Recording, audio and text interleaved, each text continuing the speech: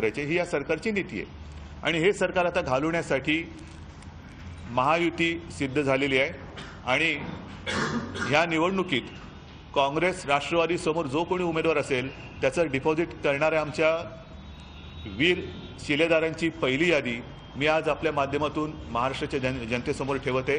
ती यादी आता मी आपल्यासमोर वाचून दाखवतो। विदर्भापासून सुरुवात करूया। बुलढाणा मतदारसंघ आहे, तिथे आमचे प्रतापराव जाधव हे खासदार आहेत, तेच पुन्हा निवडणूक लढवतील आणि निवडणूक जिंकतील म्हणून बुलढाणातून मी प्रतापराव जाधव यांचं नाव शिवसेनेतर्फे महायुतीचे उमेदवार म्हणून मी जाहीर करतोय।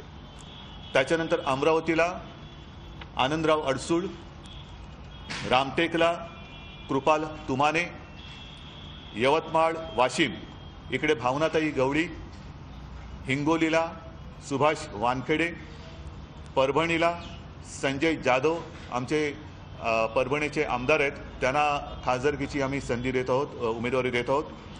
संभाजीनगरला चंद्रकांत खैरे, कल्याणला डॉक्टर श्रीकांत एकनाथ शिंदे, ठाणे आमदार राजन विचारे, मुंबई उत्तर पश्चिम गजानन कीर्तिकर, मुंबई दक्षिण मध्य राहुल शेवाळे, मुंबई दक्षिण अरविंद सावंत, रायगड अनंत गीते, शिरूर शिवाजीराव आढळराव पाटील,